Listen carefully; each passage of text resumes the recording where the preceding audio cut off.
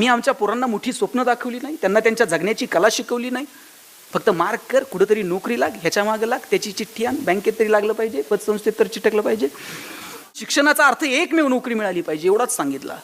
पण तुझं जगणं समृद्ध करण्यासाठी बाळा शिक्षण आहे, तुला जगायचं तसं जग. का मोठी स्वप्न आम्ही पोरांना दाखवली नाही? का आम्ही त्यांना सांगितलं नाही उद्योगात ये, व्यवसायात ये, नोकऱ्याच करायच्यात तर जरा मोठ्या कर, काहीतरी वेगळं मोठं स्वप्न बघ, हे का सांगू शकलो नाही? पोरग काही वेगळं करायला गेलं का बापच त्याला सांगतंय अंथरून पाहून पाय पसर. त्याला ते पोरग हातपाय खोडून खोडून मरून गेलं, पण बापानं काय त्याला कधी हातपाय पसरू दिले नाहीत. तुम्हाला सांगतो, आज तुम्ही घरी गेलात ना, पोराला सांगा हातपाय पसर, अंथरुणाचं काय करायचं तुझा बाप बघल. एवढी धमक, एवढी रग आम्हाला पोरामध्ये निर्माण करता आली पाहिजे. लात मारील तिथून पाणी काढेल अशी ताकद त्या पोराच्या मनगटात निर्माण करता आली. आम्ही भीती निर्माण केली आणि पोरांसाठी कमवायच्या फंदात पडलो. लायक असेल तर ते कमवतोय आपोआप, नालायक असेल तर तुम्ही किती कमवून ठेवा बघा, ते 2 दिवसात उडवतोय. तर विठ्ठल लहानेंचं नाव सांगत होतो, प्लॅस्टिक सर्जन आहेत आणि रोज 4 सर्जरी मोफत करतात. डॉक्टरांची आणि माझी एका सोलापूरच्या एका विवाह सोहळ्यात भेट झाली होती. तिथे त्यांचं भाषण ऐकलं. ते सांगत होते की मी रोज 4 सर्जरी मोफत करतो, पण लहान असताना एकदा माझी आई मला म्हटली होती शेजारच्या मावशीची साडी घेऊन ये.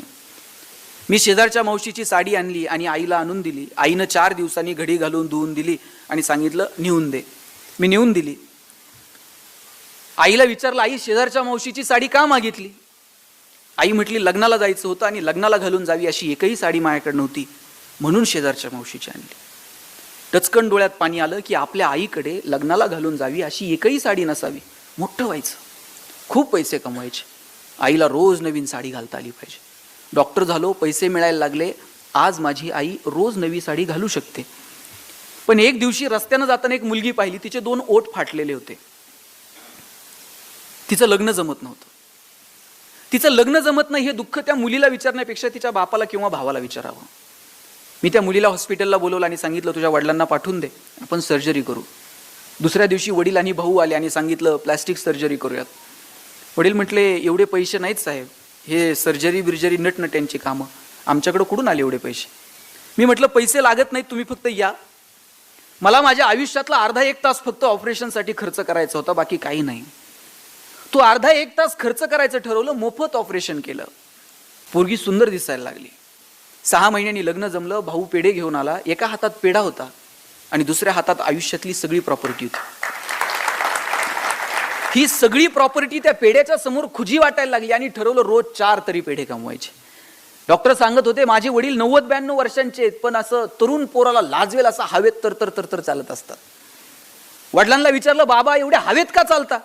वडील म्हटले मी पद्मश्री डॉक्टर तात्याराव लहाने आणि प्लॅस्टिक सर्जन विठ्ठल लहानेचा बाप आहे, हवेत नाही चालणार तर काय चालणार? अमृत महोत्सव साजरा करण्यासाठी अशी परंपरा सांगता आली पाहिजे. आम्ही यांचे पाईक आहोत, आम्ही या संस्कारांना घेऊन पुढे चाललेलो आहोत. किंवा बापाला अभिमानानं सांगता आलं पाहिजे की अरे मी या लेकरांचा बाप आहे. आणि मग हे कुठून आलं हे मला वाटत नाही की कुठल्या शाळेत, तुम्ही जे बोललात की अनुभवातनं आपण शिकतो, शाळेतनं ऑपरेशन कसं करायचं हे आम्ही शिकलो असू, पण समाजानं आम्हाला शिकवलं की नाही, आमचं ज्ञान समाजहिताचं असायला हवं. लक्षात घ्या, कोणताही शिक्षक आहे ना हा विद्यार्थीभिमुख असला पाहिजे, विद्यार्थी हा ज्ञानाभिमुख असला पाहिजे आणि त्याचं ज्ञान हे समाजाभिमुख असलं पाहिजे.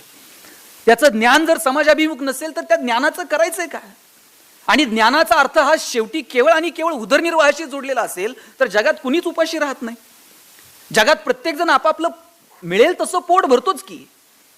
तुम्ही कोटी रुपये कमवले आणि तुमच्याकडं मी 1 लाख रुपये कमवले, लाख रुपये कमवल्यानंतर माझ्याकडे 2 रुपये उरले तर तो बॅलन्सच आहे. आणि कोटी रुपये कमवून तुमच्याकडे 10 रुपये उरले तरी तो बॅलन्सच आहे. आणि जगात बॅलन्स वरती घेऊन जायची सोय अजून उपलब्ध नाही. बॅलन्स इथेच ठेवून जावा लागतो. मग बॅलन्ससाठी जगायचं की सामाजिक बॅलन्स नीट असावा याच्यासाठी जगायचं, मला वाटतं हे ठरवावं लागेल. आणि मी परत सांगतो, समाजाचा बॅलन्स जर ठेवला नाही तर येणाऱ्या पिढ्या तुम्हाला मला नीट जगू देणार नाहीत. समाजसेवा सुद्धा स्वार्थी हेतूने करावा लागेल. एक वेळ जातीतले वाद मिटवता येतील साहेब, धर्माधर्मातले वाद मिटवता येतील, एवढंच काय 2 राजकीय पक्षांमधले वाद सुद्धा मिटवता येतील. पण गरिबी आणि श्रीमंती ही जर दरी निर्माण झाली तर याचे परिणाम येणाऱ्या काळात प्रत्येक समाज व्यवस्थेला भोगावे लागतील. आणि तिकडे सुरुवात झाली आहे, लक्षात घ्या. पुण्यामध्ये एका माथे फिरून रात्रीत 50 गाड्या पेटून दिल्या. सकाळी पोलिसांनी विचारलं का पेटवल्या? म्हटलं आपल्याला घेता येत नाही. म्हणला पेटवता तर येते, काय करायचं ते करा. म्हटलं AC गाड्या घेऊन फिरता, आम्हाला एसटीचं तिकीट काढता येत नाही, पेटून टाकल्या. म्हणला काय कलम लावायचे तिला. मी पारगावमध्ये राहतो साहेब, नगर तालुक्यात छोटंसं गाव आहे माझं, पारगाव भातोडी. इथून 20-22 किलोमीटर अंतरावर आहे. माझ्या गावात एक MH-14 पासिंगची गाडी आली होती. MH-14 म्हणजे जरा सधन भाग आहे. गाडी आली तशीच काच खाली घेतली. ड्रायव्हरच्या डोळ्यावर असा महागडा गॉगल होता. त्यानं गॉगल बिगल न काढता असंच एका लहान पोराला विचारलं, पारगाव कुठे रे? आता गाडी पारगावतच आहे. त्या पोराला विचारलं पारगाव कुठे? तो म्हणला पारगाव ना 10 किलोमीटर पुढे जा. म्हणला वडगाव लागतं. तिथं कुणालाही विचारलं, सांगतंय म्हणलं पारगाव कुठे. मी पळत गेलो, म्हटलं खोटं का सांगितलं? म्हणलं MH-14 आहे, काय कमी? म्हणला जाते पुढे येते की मागं. म्हणलं गरिबी आणि श्रीमंतीच्या संघर्षाची सुरुवात आहे साहेब. हिच्याकडे दुर्लक्ष करून चालणार नाही. एक दिवस असा येईल, कोट्यवधी रुपये असतील तुमच्याकडे, AC गाड्या घेऊन फिराल, पण समाजातली ही दरी जर वाढत गेली तर AC गाड्या घेऊन आपल्याला फिरता यायचं नाही. लोक काचा फोडून टाकतील. आपल्याला एक मैदान घ्यावं लागेल भाड्यानं, तिथं आपल्या महागड्या गाड्या पार्क करायच्या. आपणच 2 वॉचमॅन ठेवायचे पगार देऊन. आणि पोरं जर म्हणली ना पप्पा ते आपल्या मर्सिडीजमध्ये चक्कर मारायचं, त्याला म्हणजे कोणाला सांगू नको आपली आहे, टमटम न जायचं तिथपर्यंत. आतल्या आत सिक्युरिटी घेऊन चक्कर मारायची, गाडी तिथंच पार्क करायची आणि परत यायचं. तुम्ही सूट घालून फिरू शकाल, तुम्ही पैठण्या घालून फिरू शकाल, पण गरिबी आणि श्रीमंतीतली दरी जर वाढत गेली तर आपल्याला फिरता येणार नाही. 7व्या वेतन आयोगानंतर पगार वाढतील, रोज पैठणी घालाल, पण घरातच 6x6चा आरसा लावायचा. तुम्ही पैठणी घालायची, तुम्ही सूट घालायचा, तुम्ही म्हणायचं किती छान दिसते, तुम्ही म्हणायचं तुम्ही किती गोड दिसताय, काढून ठेवा. जाताना साधे घालून जाऊ, पार्टीतले महागडे कपडे नको. इथपर्यंत येऊन पोहोचेल, लक्षात ठेवा. आणि इथपर्यंत येऊ नये असं जर वाटत असेल तर ज्ञानोबांनी सांगितलं, दुरितांचे तिमिर जाओ, विश्व स्वधर्म सूर्य पाहो, आणि जो जे वांछील तो तेला हो प्राणी जात. ज्याला ज्याला जे जे हवंय ते मिळू दे, पण कधी मिळू दे? दुरितांचे तिमिर जाओ. अहो इतकं सुंदर आहे ते पसायदान. विश्वाची प्रार्थना ठरावं इतकं सुंदर आहे पसायदान. ज्ञानोबांनी त्याची सुरुवातच केली आता. दुसरा कुठलाही शब्द वापरता आला असता ना, पण किंवा पण परंतु म्हणून, पण आता म्हटले ज्ञानोबा. निर्वाणीचा शब्द आहे, झालं आता. आपण आता कधी म्हणतो? बस आता. ज्ञानोबा निर्वाणीनं म्हणालेत आता विश्वात्मके देवे. पांडुरंगा विठ्ठला म्हटले नाही, आता विठ्ठला, आता पांडुरंगा. जो कोणी विश्वाचा रचना करता असेल, आता विश्वात्मके देवे येणे वाग्यज्ञ. तो किती अधिकारवाणीनं मागितले बघा. हे असं म्हणत नाही एवढ्या वाऱ्या केल्या, एवढ्या वेळा तुझ्याकडे आलो ना, आता दे. एवढं तुमच्या मागं पळवलो, आता टाका निधी. एवढ्या हक्क ते काय म्हटले, किती हुशार आहेत. ज्ञानोबांचा अधिकार काय? येणे वाग्यज्ञ तोषावे. तू जर संतुष्ट असशील, मी जो वाग्यज्ञ तुझ्यासमोर मांडला ज्ञानेश्वरीच्या रूपानं, संतुष्ट असशील तर दे. वाग्यज्ञ तोषो निमज द्यावे पसायदान हे. आणि पहिल्यांदा आठवण कुणाची आली साहेब? आपण म्हटलात एकही तक्रारदार नाही. उल्लेख करताना सुद्धा त्यांना पहिल्यांदा तक्रारदाराचा उल्लेख करावा लागला. तक्रारदार नाही असं म्हणताना सुद्धा तक्रारदाराचा उल्लेख आहे. बरोबर आहे ना? ज्ञानोबांना सुद्धा उल्लेख कुणाचा करावा लागलाय? जे खळांची व्यंकटी सांडो. मदत करणाऱ्यांचा उल्लेख आधी. ज्ञानोबांवर प्रेम केलं नाही का समाजानं? 2-5 लोक असतील ना, पण ज्ञानोबा आधी असं म्हटले नाही यानं लय मदत केली, पहिलं याला देऊन टाका, असं नाही. ज्ञानोबांनी पहिला उल्लेख केला, जे खळांची व्यंकटी सांडो. जे वाईट आहेत, जे दुर्जन आहेत, देवा त्यांची वाईट बुद्धी सांडून जाऊ दे. खळांची व्यंकटी सांड. तया सत्कर्मीरती वाढो. किती सुंदर शब्द वापरलाय, वाढो. माऊली रुजो नाही म्हटले, वाढो. रुजो कधी म्हणतात? जेव्हा काहीच नाही तेव्हा रुजो. आणि वाढो कधी? थोडं आहे आता वाढो. वाईटातल्या वाईट माणसामध्ये सुद्धा थोडी तरी सत्कर्माची वृत्ती आहे, आणि म्हणून ज्ञानोबा म्हणतात वाढो. काय सुंदर आहे ते पसायदान. आणि मग जो जे वांछील तो ते लाहो. ज्याला ज्याला जे जे हवंय ते मिळू दे. आनंद अपेक्षित आहे ना, मिळू दे, पण कधी मिळू दे? दुरितांचे तिमिर जाओ. देवा अगोदर पाप अंधकार दूर होऊ दे. आणि हे पाप आणि अंधकार दूर करण्याची ताकद तुमच्या व्यवस्थेत आहे का? तुमच्या शिक्षण व्यवस्थेत आहे का? तुमच्या संस्कारांमध्ये आहे का? तुमच्या मूल्यांमध्ये आहे का? मला वाटतं हे स्वतःला विचारावं. आमची सगळी शिक्षण व्यवस्था जर आम्हाला मार्कांच्या पाठीमागं धावायला लावणार असेल साहेब, गुणवंत विद्यार्थ्यांचे सत्कार होतात हल्ली, हजार हजार विद्यार्थ्यांचे सत्कार, प्रत्येक पक्ष वेगवेगळे सत्कार करतो. ते महिनाभर पोरं फक्त कधी बाण, कधी कमळ, कधी घड्याळ, कधी पण असलं घेऊन फिरत असतात. ते सर्टिफिकेटवर असतेच की कोपऱ्यात. आणि ते इतके तेच गुणवंतांचे सत्कार आहेत ना.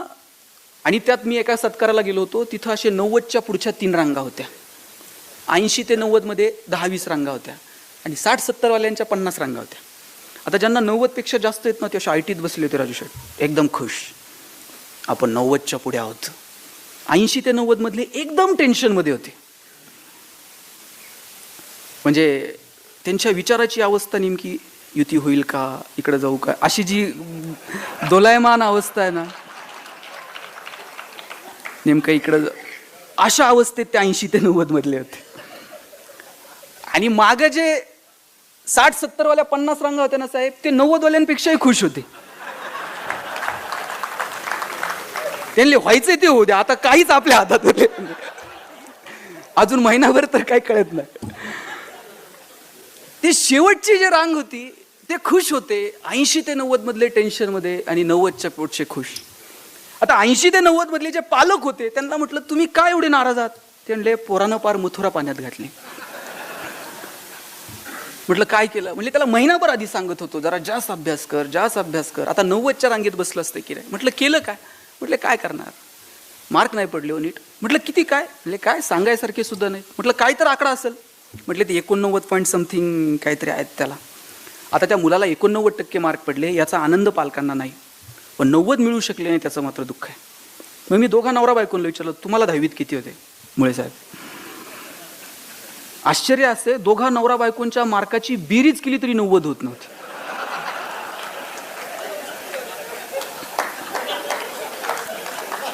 आणि त्यांना दुःख याचं होतं, पोराला 90 पडले नाहीत. आम्ही या सगळ्या शिक्षण व्यवस्थेला कुठे घेऊन चाललोय?